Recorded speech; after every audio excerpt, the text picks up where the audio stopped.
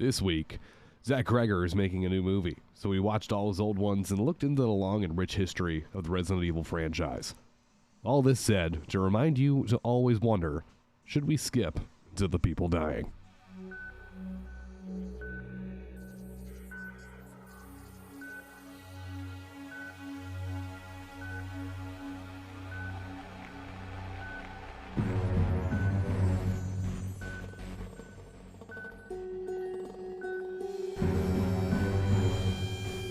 Everybody, and welcome back to Should We Skip to the People Dying, a podcast that's all about horror movies and horror games and eventually horror books and maybe some scary Reddit stories because, yeah, that sounds like a lot of fun. I'll have to bring out my best Shane Top impression. If you are a Smosh enjoyer, you know what the hell I'm talking about. Anyway, my name's Ethan Herzog. I'm joined alongside my co-host. I'm Remy DeAngelis. And don't mind the fact that one of us sounds really healthy and the other one does not. I am currently very sick, so I don't sound like normal. I have my cup of tea, and I'm currently sipping on it in hopes that maybe it'll give me the power to actually have coherent thoughts while we talk about stuff today. And yeah, and me and Remy, a couple days ago, decided that in lieu of the new Resident Evil film coming out later this year, we were going to watch all of Zach Creggers' films, all his horror films, dating all the way back to 2022. We have some thoughts. Not necessarily bad thoughts, because I don't think objectively any of these movies are bad. I just think that some of them are a little overhyped. Yes. You know, that kind of thing. But before we do that, I do want to give a shout out to Masters of the Universe because, oh my god, that movie was great. I went and saw it with my dad and my brother not too long ago, and it was actually one of the best movies I've seen this year. I very much enjoyed it. Very good He-Man content. Skeletor's my favorite. I love Skeletor. Why is he hot? I don't know, man. Why did they make him hot? I mean, I think that's a deeper discussion that we have to have with you and your brain, but you know, it's fine. Just gives a little insight. It's just a little insight. Objectively, honestly, though, one of Jared Leto's better roles, to be honest. I mean, like, he played Skeletor very well. How do you think he method acted that one? I don't know. It's just an introduction into my sick and twisted mind, I guess. I don't know. Journalist, get on that. Journalist, get on that. Anyway, we are going to start talking about the 2022 movie Barbarian, which was one of Zach Creggers' first horror movies that he came out with, and it was very, very well hyped into its release, and I do want to say, too, not a bad movie. Like, none of these movies are bad. I think these are all very good movies.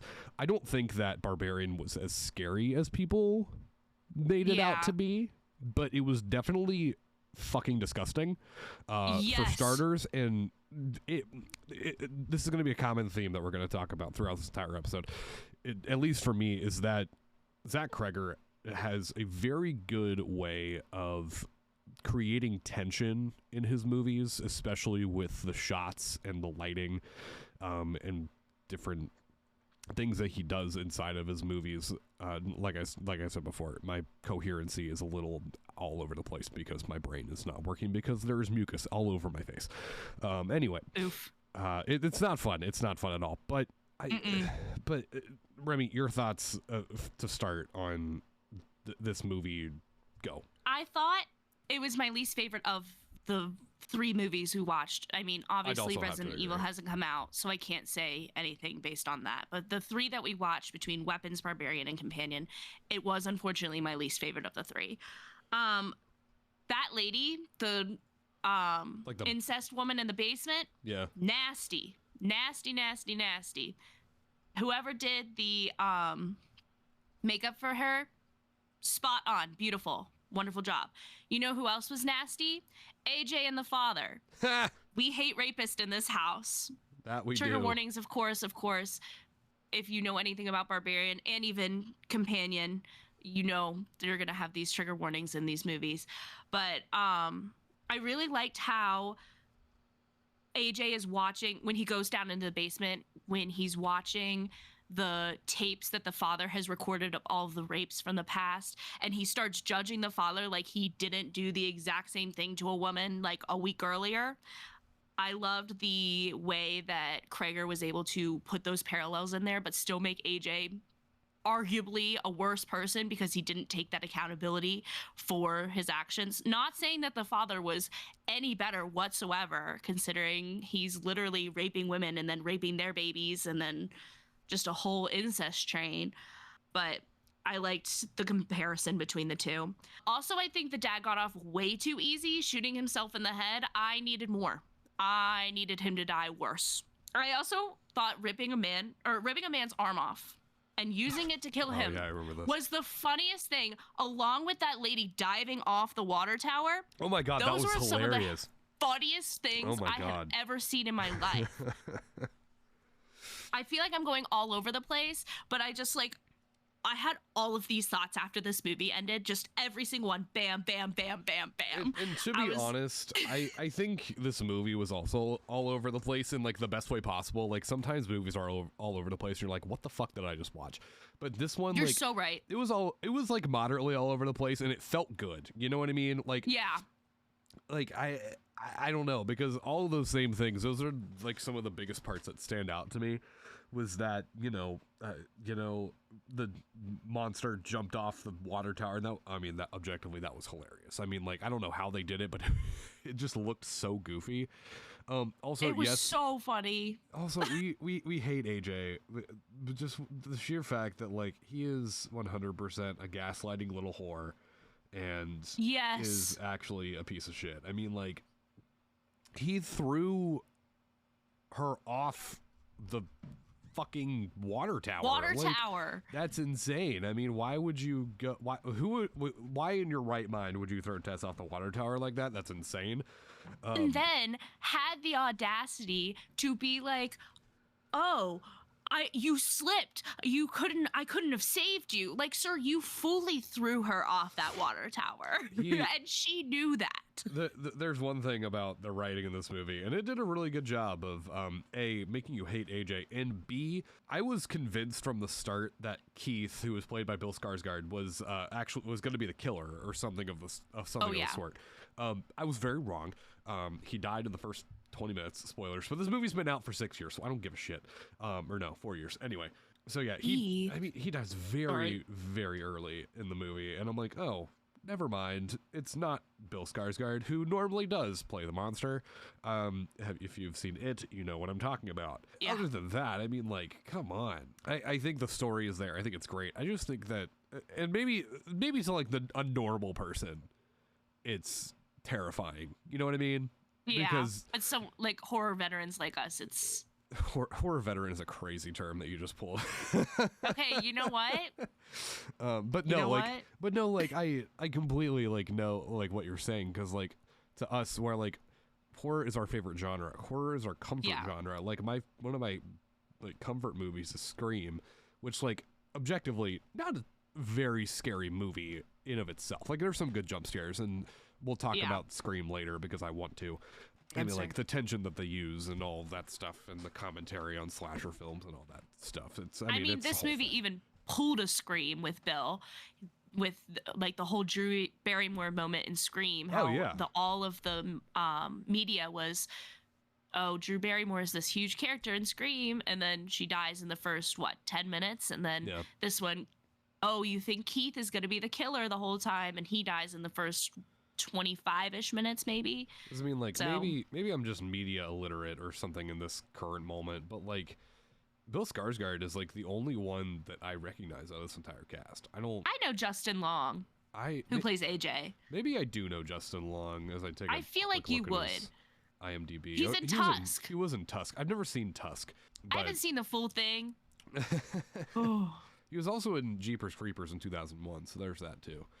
But someone I know likes that movie. I don't know, but also like it's a fairly good, you know, comparison to Drew Barrymore, because like you got Bill Skarsgård who plays Keith, and he's super well known, and like no disrespect to Georgina Campbell, because I'm sure she's like a wonderful actress, but I mean I didn't know who she was. I think she did a great job, and I would love for her to see her in more things, but like I'd never heard her before. And that was, I mean, to be fair, I feel like that was kind of how it was with Neve Campbell and Scream. Like she, you know, but that was honestly probably her big break was Scream.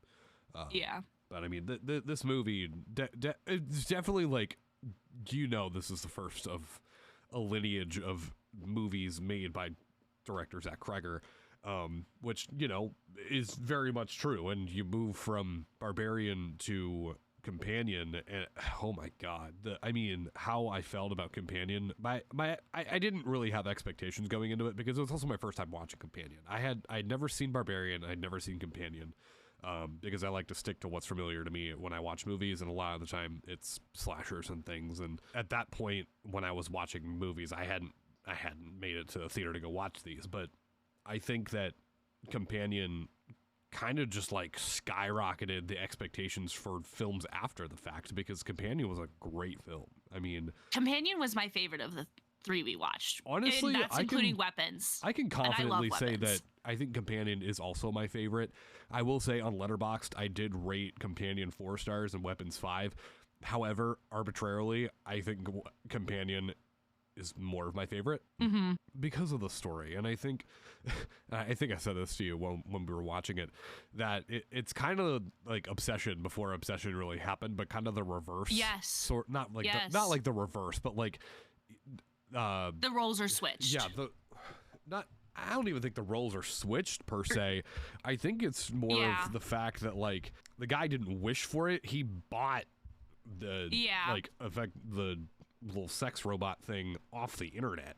Because I mean, but it's not like you're wishing on an entity and whatever. It's its own thing. And I mean, this movie, incredible. You're so right. And instead of kind of in Obsession, Nikki went down. Like her mentality got worse and worse and worse. Like as the title implies, the obsession got worse and worse and worse. And in this movie, Iris, the sex robot, her confidence grew the more the movie went on, which obviously you could argue is her programming, but also like just as a person watching this.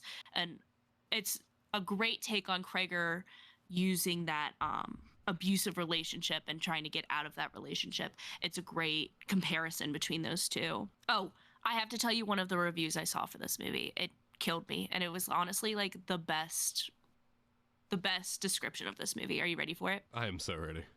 Someone on Letterboxd reviewed this movie and said, "It's the Terminator for girls and gays." That's actually I genuinely think incredible. That just sums up the movie. And what is that? 1, 2, 3, 4, 5, 6 words. In 6 words. I mean, yeah, kinda. I mean, obviously we're not time traveling or anything, which if you've seen Terminator, But like, honestly, yeah, I can see it. I mean, this movie, just God, It fulfilled me, which I said a lot, which I said about something. Oh, I said that about the Amazing Digital Circus, yes, which you is did. a whole different thing. But I mean, you look at this cast. I mean, Sophie Thatcher, who played Iris. I mean, Sophie Thatcher. I mean, she's up. I don't even want to say she's up and coming. I think she's just like a prominent face in the horror scene now. She is. I adore her. She is her in Yellow Jackets. Oh my gosh, something else. Chef's kiss. Something else I had to watch like yesterday. Honestly, might be a. I'm sick and I'm going to watch it tonight kind of thing. Do it. But then no introduction is needed for Jack Quaid. Oh my God. I cannot believe guy. this movie made me hate Jack Quaid. I know. Where's my brain? Hey, I'm the sick one here. You can't be. I know. I was about to say, I'm the healthy one here. Where am I? Yeah, exactly. But I mean, like, but honestly, same. Because I love the characters that Jack Quaid plays. Obviously, he was in Scream 5. He was one of the ghost faces in Scream 5. And he's been in countless other things since then. Including The Boys. And you know how much I love The Boys. Yes, I do. And I'm sure we'll definitely talk about The Boys more kind of in passing as this series goes along. But I mean, the dynamic between Jack Quaid and Sophie Thatcher in this movie was fantastic. And I mean, then between Josh and Iris, the characters that they play respectively in the movie is also just so crazy to watch. And I mean, and also it makes you feel for the robot, which is crazy because I feel like in most movies you're not feeling for the robot in that kind of way, but also like the humanization of Iris and the way that Josh treats Iris throughout the movie, like in the beginning, and then kind of as the story goes along, it kind of just gets worse and worse as Iris kind of gains that sentience, because Josh then tells Iris that she is a robot, but also Josh jailbroke the robot and the whole thing, and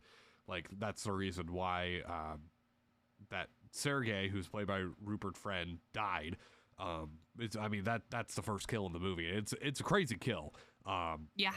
Because of the implication of Sergei was going to use the sex robot, but Iris didn't know, and the whole thing.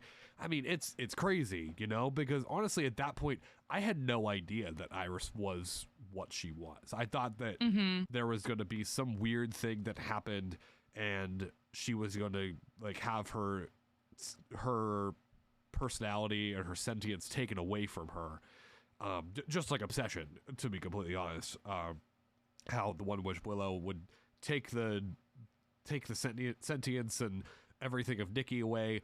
That was going to be the same thing with Iris. But in this movie, Iris was just already that. You find out later in the movie that she is in fact a robot built by a company that, there's millions of these things. You find out there's a second one that's present in the movie later, Patrick, played by Lucas Gage. It's crazy that how this movie kind of unfolded. There were so many twists and turns in it. Honestly, it's not even scary. It's not a scary movie either. Yeah. But I don't think that's a bad thing. I don't think it's supposed to be scary. I think it was supposed to be brutal. And that was exactly what it was. It was a brutal movie with brutal messaging that played itself very, very well. And which I think is why Companion took over my top spot in terms of Zach Creggers movies being my favorite. It kind of reminds me of Legally Blonde in the way that Legally Blonde is like one of those female empowerment movies. This one, especially at the end when Iris takes off the burnt skin from Jack Quaid's character, having her put her arm over the candle and it bursts on fire, blah, blah, blah. When she takes off that skin and she just decides to live with the robotics out, and then she passes the other robot lady in the car and she waves at her, Iris waves at her with the robot arm. It just gave me that same female empowerment vibes that Legally Blonde does almost, which of course I love as a female, of course. And also Legally Blonde, we like musicals, and Legally Blonde isn't just a musical, but you know what I mean.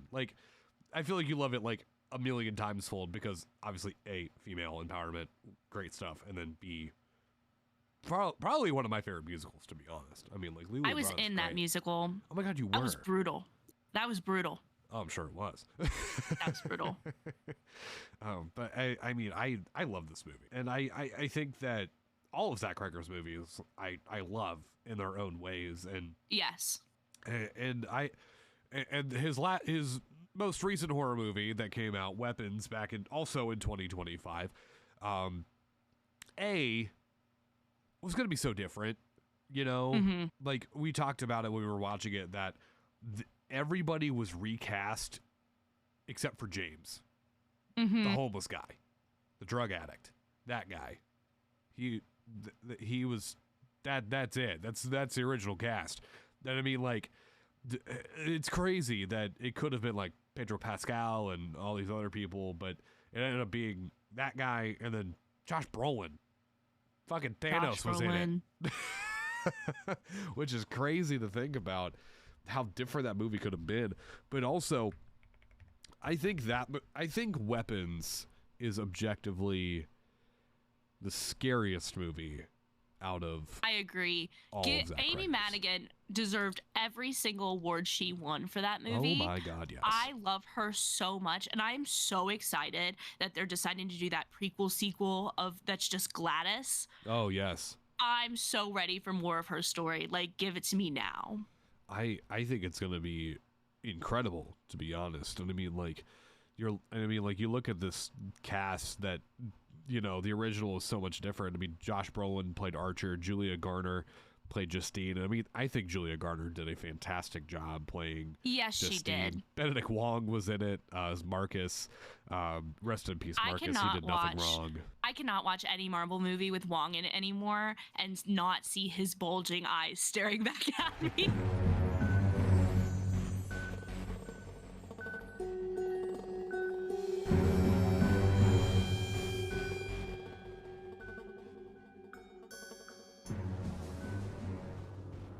There's nothing worse than leaving a concert or sporting event and having that terrible ringing in your head or feeling like your ears are stuffed with cotton balls.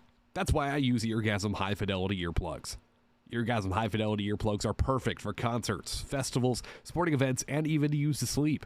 And you can even add on a metal carrying case, cleaning kit, and much, much more on their website. Free shipping on orders over $100 and a free gift is included on all orders over $75. Get your earplugs today at eargasm.com and use code HERZOG10 at checkout for 10% off your entire order.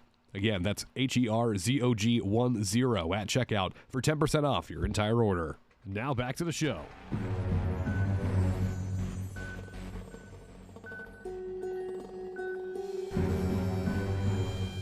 From this movie. I mean, it's terrifying, you know, it's absolutely terrifying. And I mean, also, I mean, we have to give flowers to Austin Abrams, who played James. And I mean, like, you know, playing such a character like that, you expect, you know, you expect it to be just kind of a throwaway. But honestly, it was not a throwaway at all. Like, he was my favorite character. He was up there, and he also contributed so much to the plot. Like, without him, they probably would have never found the kids.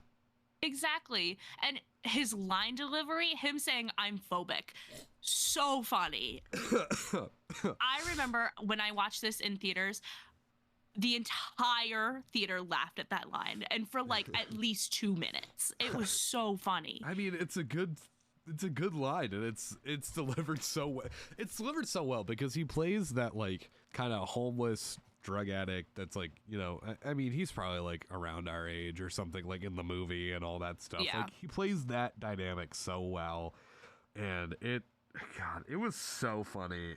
He's a very funny character, just in the way that he acts and how it goes. But I mean, like, I think the brunt of this conversation has to be Amy Madigan and Gladys. I mean, like, that's the driver of this whole movie, is how unsettling, and I mean, how she looked flat out throughout the entire movie. I mean, like, costume design, fantastic. How she played Gladys in the movie, fantastic. I mean, you can't have weapons without Amy Madigan. Amy Madigan, yeah.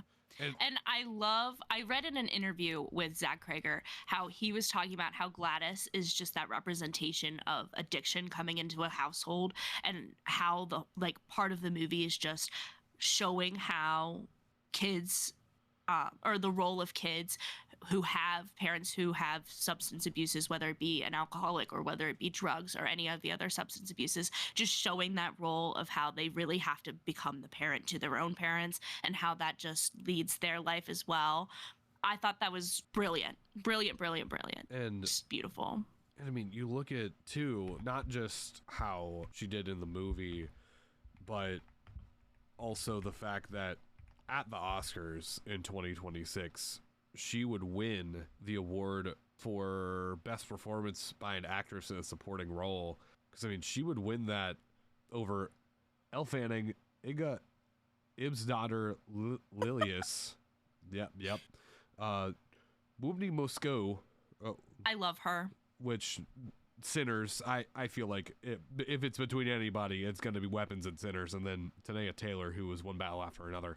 But I mean, like, gosh, to win an Oscar as a horror movie, and there were two horror movies, technically horror movies, nominated at that time. And I'm gonna go back and say, I'm sorry if I mispronounce any of these names. You can leave it in the comments and bitch at me all you want. It's fine. Whatever. But we're trying our best here. We're trying our best. I don't have a pronunciation in front of me, so fuck off. But you know, I mean, all incredible actresses, and the biggest thing is that Weapons won an Oscar, and a horror movie won an Oscar, and you don't see that very often anymore. That horror movies win awards like that. I'm trying to go back and see what the last time was that a horror movie ended up winning an Oscar.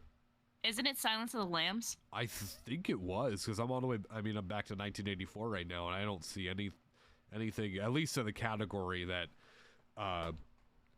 she did win that award in.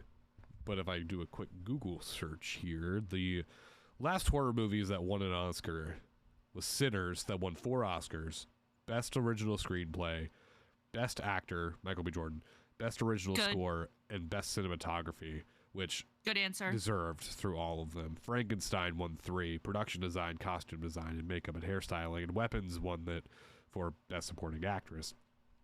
But before that, I do think that it was in fact Silence of the Lambs that won their last true Oscar in that right before 2025, when I mean you had horror movies winning Oscars left and right. And yeah.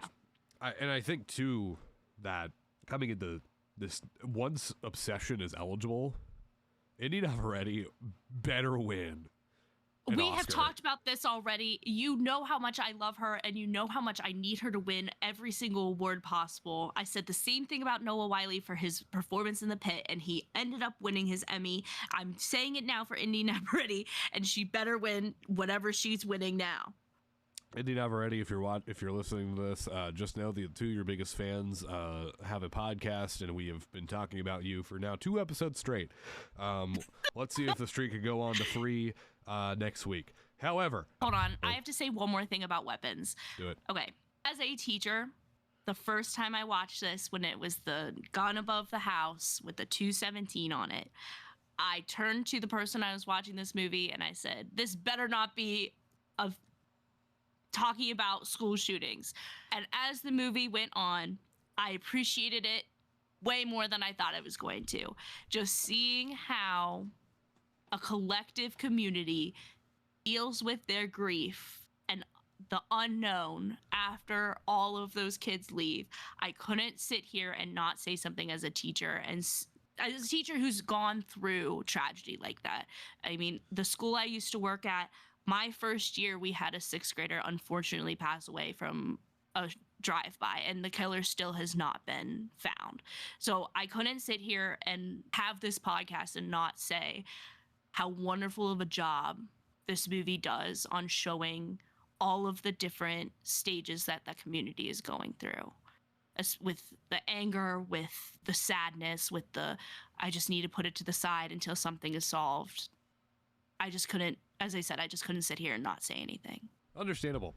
I mean, you got a platform, and if you're a like-minded person, gun violence sucks. Regulate that shit, because, children shouldn't be dying in schools. With our mission statement now out into the ether, let's talk about Resident Evil. And I'm excited. I don't know about you. I have been playing / watching Resident Evil games, since I can play video games. It's incredible. And we don't need to talk about the original movies from 2004. Those are bad. That's the only thing I'm scared about. Is I'm so scared that this movie, and I don't think it will, because again, we watched the Zach Creggers films. We know how good they are. I think he's going to do this movie justice. But at the same time, I am so scared that it is going to end up like one of those 2004 movies again, where everyone hates, and it's just going to give a bad rap to the Resident Evil games, and I'm nervous. Here's the thing, too, is that video game movies, as of recent, have not been bad. Let's be real. They have not been bad. Five Nights at Freddy's we're going to ignore for the moment. We're also going to ignore the Super Mario sequel, Super Mario Galaxy. Hey, man, listen. It was a great fan service, all right? There was no plot. No, there was no plot. Not even a little bit. However, there was a Super Mario Maker reference, and I love that a lot. But I think that this movie being in Zach Creggers' hands is going to be the best decision that's being made in terms of making this Resident Evil film, especially because it's come out that this movie is taking place during the events of Resident Evil 2, when Leon Kennedy... City Outbreak. Yes, when Leon Kennedy is in the police station and trying to survive the onslaught of the zombie outbreak that is happening in September of 1998. It's the same timeline. So, which means that there is a non-zero chance that we see somebody playing Leon Kennedy at the end of the movie, and then there's more Resident Evil movies by Zach Creggers coming in the future, which would be super cool because Resident Evil 2 is objectively one of the best Resident Evil games that have come out ever. And I'm currently staring at the remastered version from 2019 on Steam right now. And I mean, like, the reviews are overwhelmingly positive. There's 55,000 reviews on this game. And I mean, it's also on sale right now as we're recording this on June 8th at 4:34 p.m. It's currently on sale for $7.99 on Steam. And I encourage to go buy it. I think all the Resident Evil games are actually on sale right now. I'm pretty sure. There is a Capcom sale. So yes, all of the Resident Evil games are on sale right now. Even Resident Evil Requiem is on sale for 20% off. $55.99 if you want to go on Steam and get it like right now. You should go do that. Resident Evil 4 is also on sale for $10. I mean, like, Resident Evil is just such a fun franchise. I don't think that there's like a quote-unquote bad game in the Resident Evil timeline that exists. There's really, really hard ones. Like, the first Resident Evil is incredibly difficult. Like, it's notoriously difficult. Like, in Resident Evil Requiem, there's a difficulty setting when you go through the playthrough that effectively just mimics the same difficulty ratings as the first Resident Evil games. That's it. That's how it goes. I mean, like, it's insane. And also, Resident Evil 1996, the first one, is on sale for $5. So is Resident Evil 2, the original from 1998, and the third one, and all sorts of them. Capcom games are on sale on Steam. This is Steam's shameless plug and Capcom's shameless plug because, they just need to add us to their marketing team at this point. I agree. Capcom, if you're listening, I think you should put me on and give me all the Resident Evil games for free because I would like to play them all. And I'm broke and I have no money and I cannot play them at the moment. Other than I have a few actually. I have Resident Evil Requiem. I know that much because I bought it and I'm in the middle of a playthrough right now. But I also have Resident Evil 2 and I have Resident Evil 4. I also have Resident Evil 7 Biohazard somewhere, and that one is probably the scariest one for me because I think that one is.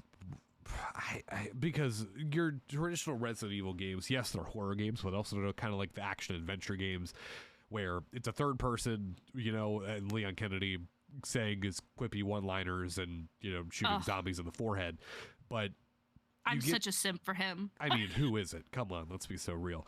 But then you get to Resident Evil Biohazard, and it's first person and it's terrifying. It is genuinely it's gross, it's terrifying, it's visceral, and it continues on to 8 where they're in the castle. I'm so removed from 8 because I watched it years ago and then I haven't seen it since. Shout out Markiplier. And then Resident Evil 9 Requiem, I'm in the middle of playing, and I mean it's so unique because it flips between Grace, who is your first person perspective, which is more of the horror aspects of it, and I was playing through it and I'm like, okay, cool, when do I get to Leon Kennedy?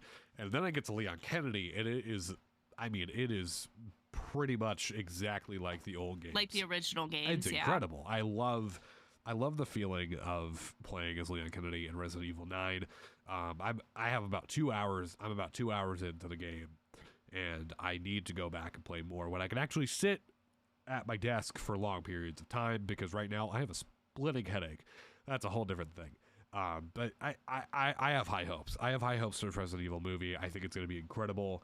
And I don't know how, like, I don't know how much you know about Resident Evil, because I'm sure you probably watch like playthroughs and stuff, but like, yeah. I know 7 and 8 a lot more than I know the original games. Like, I've sat down and I've like read all of the lore. I've watched videos on the lore.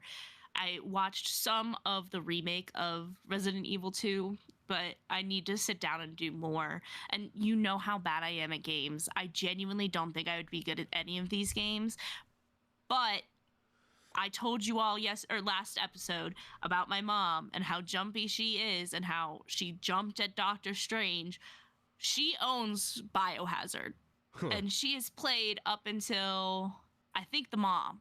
Oh yeah, I think that's where she ended. That's terrifying. So she's gotten like halfway through the game, and I've heard her scream from it, but not nearly as many times as I heard her scream watching Doctor Strange. So, which is still so funny to me, personally. That woman is an enigma.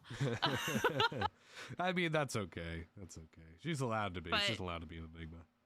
You're so right. But I just need to play the games more. I need to get good at video games before I do. But I'm working on it. Remy, that is your homework. You need to go, once we're done recording this episode, you need to go and play video games for 3, 4, 5 hours straight and just get better at playing video games. I think that is your homework. But yeah, I did just buy Alien. So ooh, yeah, that's hard. I put it on the easiest level. I won't lie to you. It's still hard. I won't lie to you. Because the AI and the NPC for like the xenomorph learns. It's good. It's real good. I'm screwed. And Alien Isolation 2 comes out, and it's gonna be great. It's gonna be really great. Yeah. But I think that's enough to talk about Zach Creggers. We're gonna go, and we purposefully waited to talk about this until about a week later. We're going to talk about Kane Parsons' Backrooms, but more specifically, it's time for my favorite part of the show, reading Letterboxd reviews for the Backrooms. This time we did it last week with Obsession, and we're gonna just kind of scroll through and look for some gems here on Letterboxd. I mean, it's my favorite trend. I love doing this. I love Letterboxd. It's such a great platform. And my first one, 4 stars from Mac. White boys are wearing crop tops in horror movies again. God bless. Agreed. Yeah. Agreed. Rest in peace. He did not deserve to die the way that he did. All he needed to do was take off his pants. I said that at least 7 times in that theater. Take off your pants. Take off your pants. And not even in a sexual way. Just take off your pants so you live. Ugh, anger. Oh my God. This one from Anna says, the real monster is going to be the guy behind me explaining liminal spaces to his girlfriend. Not, damn. Why are you mansplaining liminal spaces to your girlfriend, dude? Like, and that girlfriend definitely knows what liminal spaces are, especially if she went to go see the Backroom movie. Like, she knows. The notorious Jack left 4 stars and said, Minecraft cave noises prepared me for this. Agreed. I agree wholeheartedly. 4 stars from Ari. The Backrooms are basically IKEA if you disassociate hard enough. Yeah, considering I have disassociated in IKEA, and it feels the exact same way. IKEA literally has a ad out right now that is one of their chairs in the Backrooms.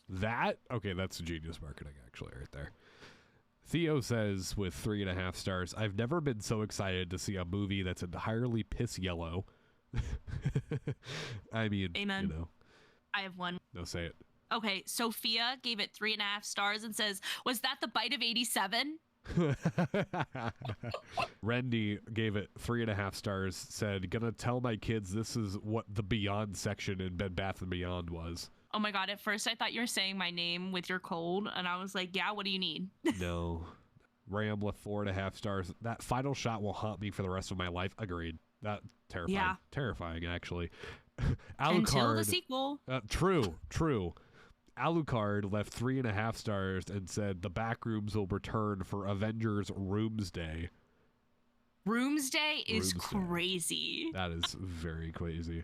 Sarah Squirm said, my fat ass could never squeeze through a backroom.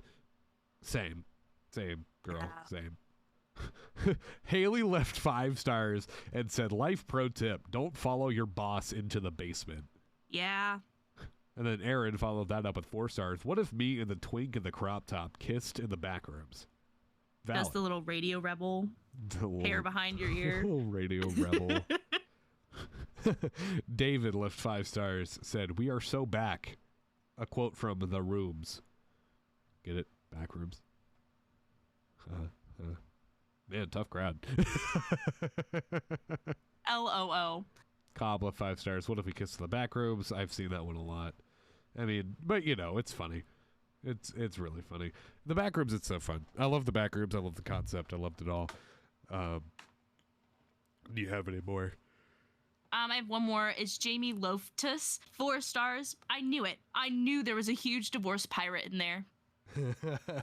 Not the divorce pirate. Fuck. R.I.P. It's funny, these pirates. Anyway, that's just a deep dive into Zach Creggers. That was pretty much all the episode was. We hope you enjoyed that. This second episode, and hopefully next time we record, I don't sound like I have shit shoved up my nose, and I don't sound like a complete nerd because I can't breathe. But with my immune system, it's going to be me next week. That's entirely valid. And I mean, like, I am actually about to leave from recording this episode and go to get some antibiotics and steroids so that hopefully next week I don't sound like shit. And I'm technically also supposed to go see Obsession on Wednesday. So hopefully I feel better enough to go see Obsession on Wednesday. And I will do my homework of playing some horror games. I want you to go play the hardest video games known to man, just so we can start talking about more video games. But in the meantime, I'm so sorry. No, you don't have to apologize. It's okay. In the meantime, please go back. If you haven't listened to episode 1, go back, listen to episode 1. We talked a lot about Obsession in the back rooms and all of that stuff, and we're gonna keep doing this. And it's been a blast. It's only been 2 episodes, but this has been really fun. I've been really enjoying this. But yeah, thanks you guys again for supporting the podcast. Make sure to follow us wherever you get your podcasts: iHeart, Apple Music, Apple Podcasts, whatever the hell it's called, Amazon Podcasts, whatever the hell that's called, Spotify, YouTube. It's everywhere. But yeah, my co-host Remy. I'm Ethan Herzog. Thank you guys so much for tuning in, and we'll see you guys next week. Or should we skip to the people dying? Bye, everyone.